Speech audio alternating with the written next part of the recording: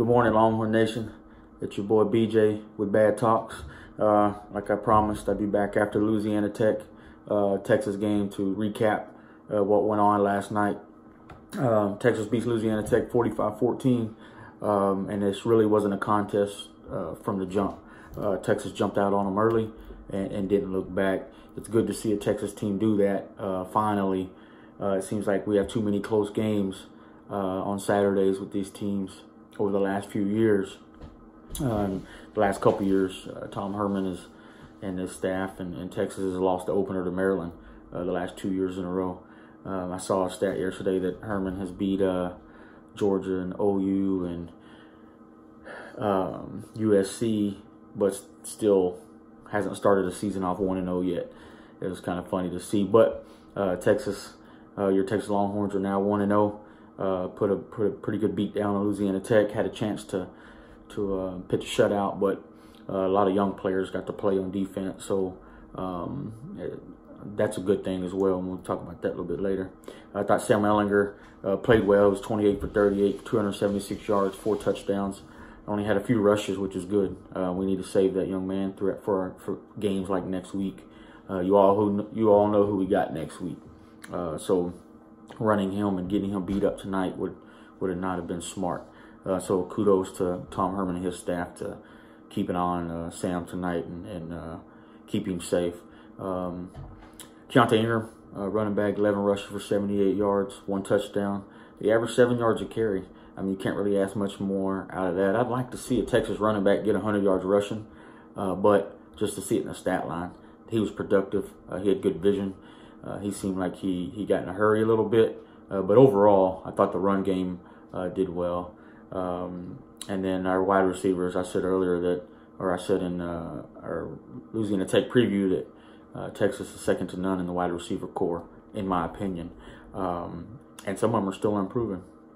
But Brennan Eagles was 3 for 59, 2 touchdowns, both of them over 20 yards. Colin Johnson was 4 for 59, 1 touchdown, and had a great grab on the sideline. Sam was scrambling and threw it along the sideline, and his whole body was out of bounds except for his toe. I mean, it was a really good catch. And then Duvernay, man, he was kind of the man of the night on offense. 9 for 55 for 1 touchdown. But those stats don't look very good just because they were short swing passes and screens and stuff like that. But as Coach Herman said in his press conference, Devin Duvernay is hard to bring to the ground. So they just get him out of space. He's one of the fastest on the team, if not the fastest guy on the team. So getting the ball, I like it. He had 5 touches before the 7-minute mark in the first quarter.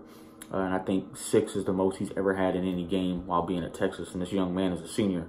So that should tell you that Coach Herman and his offensive staff is trying to get that young man to football, which is great. Overall, 450 yards total offense. And only 1 turnover, and that was on the second drive of the game and getting ready to go score. And Colin Johnson made a good catch on 3rd down, got up the field, and Louisiana Tech linebacker just made a play. It might have been a defensive end, but anyway, he came in and knocked the ball loose. Just a good defensive play. You don't really see Colin fumble a whole lot, but, you know, you don't win them all. It was just, like I said, a good defensive play. Moving over defensive side of the ball, I thought, you know, they had a shutout most of the game. They gave up 14 points, which is kind of trash points. Louisiana Tech earned those points. I'm not saying that. But Texas was a bend but don't break defense last night. They were giving up some chunk yards at times, giving up a couple 3rd downs I didn't like, but missed a couple open field tackles. But I like the overall aggressiveness of this defense. I mean, they got 3 turnovers. Should have had 4 with a pick 6, and then that bogus call roughing the passer because Brandon Jones and Caden Stearns tripped up each other on the blitz and fell into the quarterback's legs, or his feet, should I say.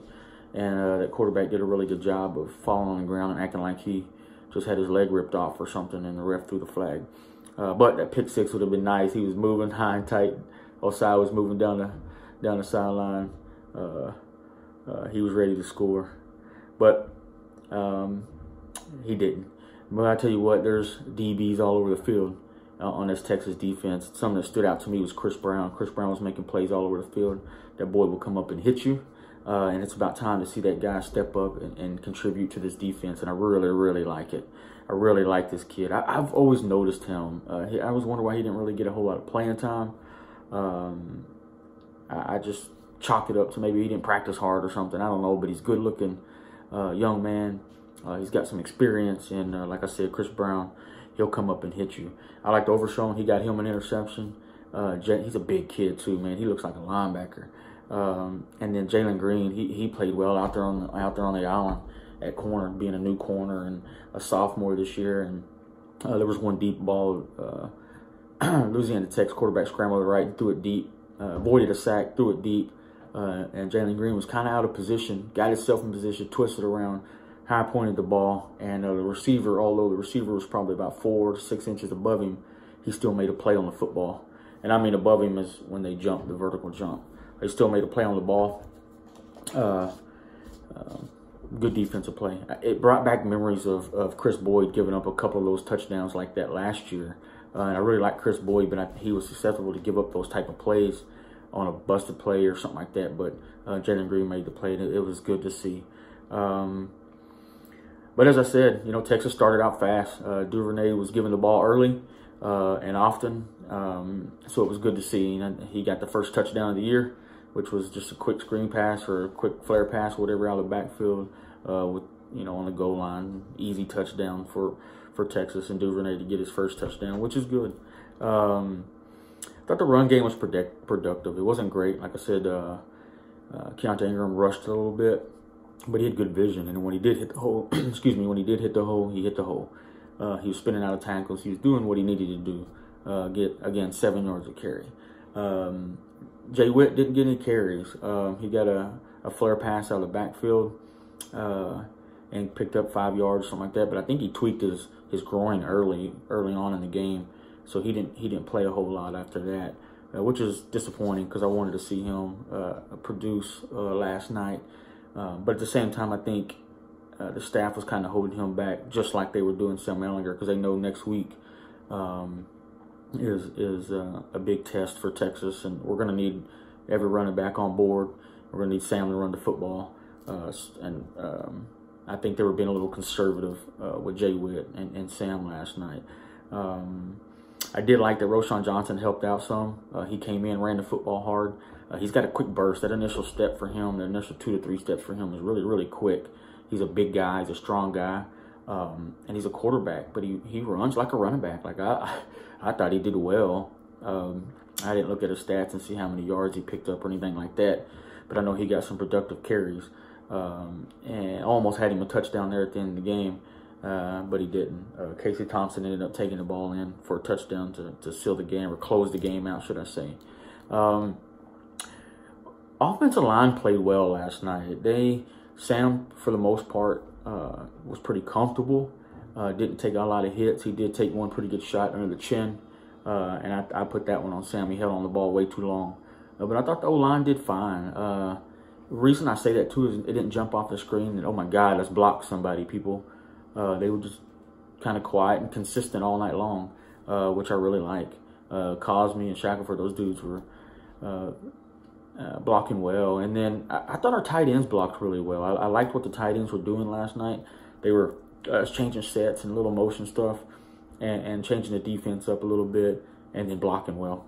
I don't think a tight end caught a ball all night. I may be wrong, but I don't really remember tight end catching the ball, but they did block really well.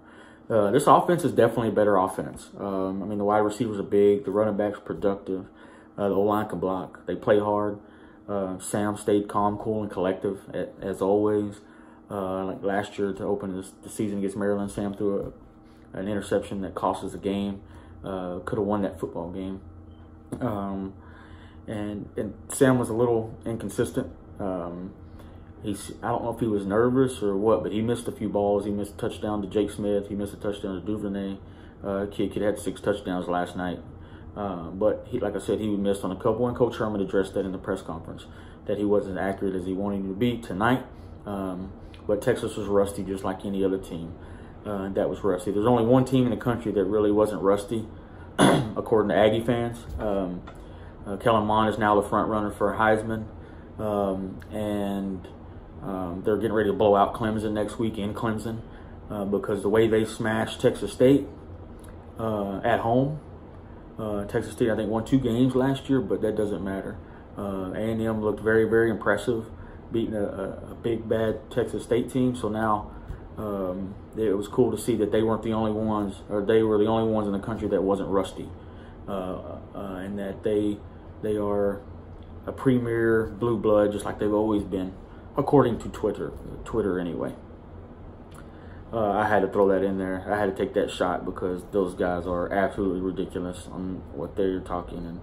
And heaven forbid they beat Clemson, because if they do, they'll probably put the score on the cups and sell at the stadium like they did the LSU score. But we will go there. That was pretty funny. I like to see the young guys get in there. I like to see Jake Smith and Jay Witt get in there. I like Jake Smith. He's bigger than what I thought. He's a good-looking kid. He's fast, runs good routes. And again, like I said on that slant, if Sam wouldn't have missed him, he would have took it to the house. And then back to the defense. The defense was fast. Tons of DBs. Like I said, Chris Brown was my favorite. The third and long plays, the second long plays, when there's one defensive lineman, which is usually Roach in the middle, 2 linebackers, and then 8 defensive backs, and their speed all over the place. I took a Snapchat of one. I said to my brother, there was a sack or whatever it was.